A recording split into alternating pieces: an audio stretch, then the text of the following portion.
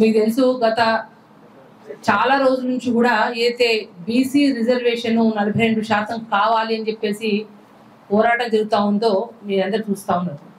కానీ కామారెడ్డి డిక్లరేషన్లో అంటే హైకోర్టులో కేసు నుండి సుప్రీంకోర్టులో కేసు నుండి కాంగ్రెస్ ప్రభుత్వం పూర్తి అవగాహన ఉన్నప్పటికీ కూడా బీసీ ఓటర్లను దృష్టిలో పెట్టుకొని బీసీలను మోసం చేయాలని వాళ్ళ కాంగ్రెస్ పార్టీ అధికారంలో రావడానికి కామారెడ్డి డిక్లరేషన్లో రేవంత్ రెడ్డి గారు ఏం చెప్పారంటే పిసిసి ప్రెసిడెంట్గా 6 నెలల్లోనే మేము స్థానిక ఎలక్షన్స్కి 42% రిజర్వేషన్ తీసుకొచ్చి చట్టం చేస్తామని చెప్పేసి ఆ రోజు మోసపూరితమైన మాటలు చెప్పి ఇవాళ ఎలక్షన్స్లో గెలిచిన తర్వాత దాదాపుగా బీసీ సంఘాలు మరియు దాదాపు అందరూ కూడా వీళ్ళందరూ ఎన్నో కొట్లాడాలు గొడవలు పడ్డ తర్వాత అసెంబ్లీలో తీర్మానం చేయడం, శాసనమండలిలో తీర్మానం చేసిండ్రు. అసలు దానికి పూర్తి స్థాయిగా సంపూర్ణ మద్దతు కూడా ఆ బిల్లు పెట్టినప్పుడు మన బీఆర్ఎస్ పార్టీ సంపూర్ణంగా కూడా శాసనమండలిలో కావచ్చు అసెంబ్లీలో కావచ్చు కూడా అయితే మేము మద్దతు ఇచ్చిన విషయం ఎంత తెలిసింది. కానీ మేము ఇప్పుడు కొత్త హుటాలంటే ఇది ఆల్రెడీ కూడా గవర్నర్ నుంచి రాష్ట్రపతి యొక్క ఆధీనంలో వారి పరిశీలనలో ఉంది. అసెంబ్లీ నుంచి పోయి 4 నెలలు అయింది. ఈ 4 నెలల్లో కాంగ్రెస్ పార్టీ ఏ ఉలుకు పలుకు లేకుండా ఎటువంటి ప్రయత్నాలు చేయకుండా రేవంత్ రెడ్డి గారు 47 సార్లు ఢిల్లీ పోయి పలుమార్లు వాళ్ళ మంత్రుల కోసము పదవుల కోసము లేకపోతే సంచులు ఇవ్వడానికో దేనికో ఆ ముచ్చడి పోయింది తప్ప బీసీలకు అయితే మీరు ఇచ్చే డిక్లరేషన్ మీద 42%లో అయితే ఇవ్వాల్సింది 9వ షెడ్యూల్లో చేర్చాలి అని చెప్పేసి వారు ఎటువంటి ప్రయత్నం చేయకపోగా ఇవాళ మళ్ళీ లోకల్ బాడీ ఎలక్షన్ దృష్టిలో పెట్టుకొని ఆడ రాష్ట్రపతి ఆధీనంలో ఉన్నప్పటికి కూడా వారు చేసిన కార్యక్రమం ఏంటంటే ఉటావుట్న క్యాబినెట్ పెట్టి ఇది ఆర్డినెన్స్ తీసుకొచ్చింది. అసలు వాళ్ళు ఆర్డినెన్స్ తీసుకొస్తారు. అసలు మీకు ఒక మాట చెప్తాను, గతంలో నీలం సంజీవ్ రెడ్డి గారు ముఖ్యమంత్రి ఉన్నప్పుడు కానీ ఎన్టీఆర్ గారు ముఖ్యమంత్రిగా ఉన్నప్పుడు కూడా ఈ ఆర్డినెన్స్ తీసుకొస్తే కొట్టుడిపోయిన విషయాన్ని ఒకసారి వాళ్ళు మర్చిపోయినేమో కాంగ్రెస్ పార్టీ ఒకసారి జ్ఞాపకం చేసుకోవాలి.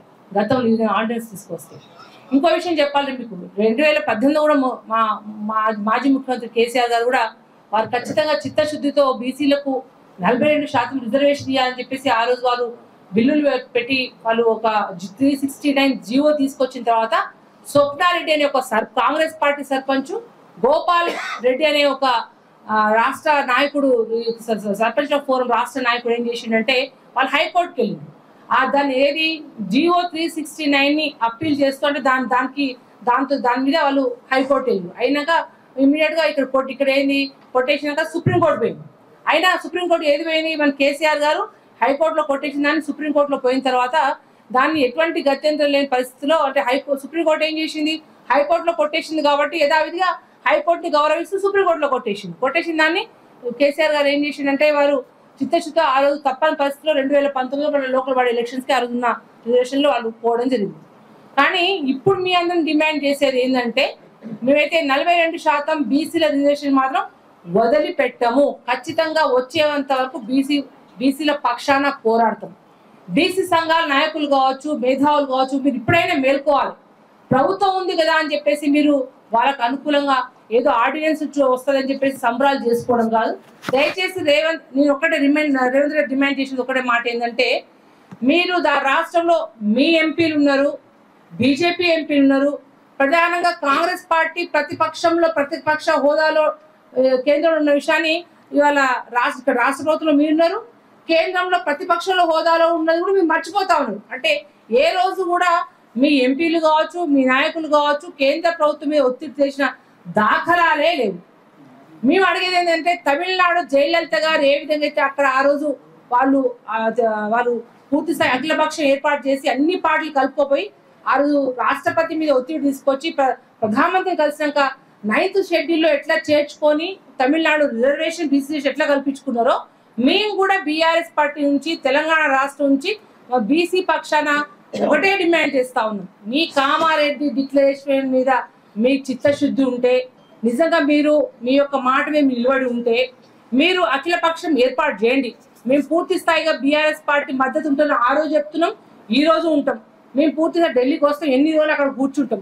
మీరు ఆ అఖిలపక్షం ఏర్పాటు చేసి తమిళనాడులో తరహా రాష్ట్రపతిని ప్రధానమంత్రిని మీరు చేసి ఇప్పుడు ఈ 4 నెలలు ఎటువంటి ప్రయత్నమైనా చేశారా, లేకపోతే ఎందుకు ఇటువంటి డ్రామాలు ఆడుతున్నారని చెప్పేసి నేను ప్రశ్నిస్తా ఉన్నాను. ఎందుకంటే ఇవాళ పూర్తి స్థాయిగా కూడా వాళ్ళు బీసీలకు మళ్ళీ మోసం చేసే చర్య తప్ప, మోసపూరితమైన ఆర్డినెన్స్ తేవడమే తప్ప వాటిని ఎటువంటి చేసేది లేదు. మేమైతే అసలు వదిలిపెట్టేపోయాము. మా డిమాండ్ ఒకటే, మాకు ఆర్డినెన్స్ వద్దు, దీని చట్టమే మాకు ముద్దు అంటా ఉన్నాము. కాబట్టి మేము వదిలిపెట్టే ప్రసక్తి లేదు, బీసీ పక్షాన్ని నిలబడతాము.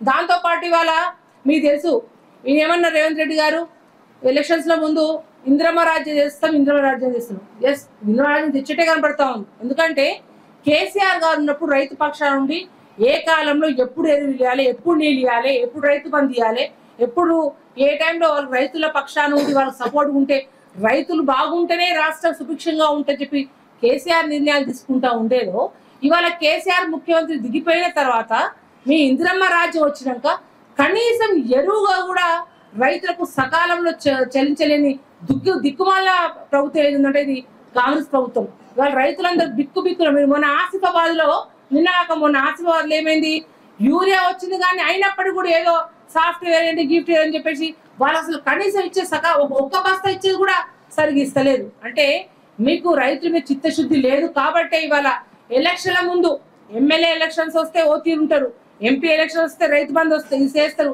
మళ్ళీ లోకల్ బాడీ ఎలక్షన్స్ వస్తాయో, ఎందుకంటే వాళ్ళు హైకోర్టు మొట్టకాయలు వేసింది కాబట్టి లోకల్ బాడీ ఎలక్షన్స్ మళ్ళీ వస్తాయని చెప్పేసి ఇట్లాంటి ఆర్డినెన్స్ తెస్తామని చెప్పడాలు, రైతు బంధు చేయడాలు, ఇటువంటి దొంగ నాటకాలు చేయడమే తప్ప కాంగ్రెస్ ప్రభుత్వం ఎటువంటి కూడా ఎలక్షన్లు ఓట్ల కోసమే ఆ రోజు బీసీలను వాడుకుంది, ఇవాళ మళ్ళీ లోకల్ బాడీని దృష్టిలో పెట్టుకొని మళ్ళీ ప్రజలందరినీ వాడుకుంటా ఉంది. కాబట్టి మేము పూర్తి స్థాయి ఒకటే చెప్తా ఉన్నాం, బీసీ పక్షాన బీఆర్ఎస్ పార్టీ మొదటి నుంచి ఒకటే మాట చెప్తున్నాం, మీరు అఖిల పక్షం ఏర్పాటు చేయండి, ఢిల్లీ తీసుకోపోండి, మీరు రాష్ట్రపతిని ప్రధానమంత్రిని మీరు ఒత్తిడి చేయండి, మీరు ఖచ్చితంగా మీ వెంట ఉండి ఇది 9వ షెడ్యూల్లో చేర్చే విధంగా, రాజ్యాంగంలో చేర్చే విధంగా ఖచ్చితంగా ఎస్సీ ఎస్టీలకు ఎట్లయితే రాజ్యాంగంలో చేర్చిండ్రో బీసీల రిజర్వేషన్ ని కూడా దాంట్లో రాజ్యాంగంలో పొందపరిచే వరకు 9th షెడ్యూల్లో చేర్చే వరకు ఈ పోరాటం ఆపొద్దని, దీన్ని దయచేసి బీసీ మేధావులు అందరూ కూడా దయచేసి అంతా అయిపోయిందని కూర్చోకుండా అట్లే మీరు సమాయత్తంగా ఉండాలని చెప్పేసి మేము విజ్ఞప్తి చేస్తున్నాం. మీరు మేలుకోవాలని మరొకసారి తెలియవస్తూ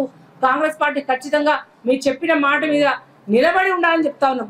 మేము ఒకటే చెప్తా ఉన్నాం, మీరు ఇదొకటే కాదు, ఇంకా సత్యవతి రాథోడ్ గారు చెప్పినట్టు చాలా విషయాలు ఉన్నాయి, ఎన్నో వేదికలు ఉన్నాయి. మిమ్మల్ని ఎక్కడికక్కడ ఎండగడుతూ ఖచ్చితంగా మేము నిలదీస్తామని చెప్పి తెలియవస్తూ ఈ అవకాశాన్ని ఇచ్చిన మీ అందరూ కూడా ధన్యవాదాలు తెలియజేస్తాం.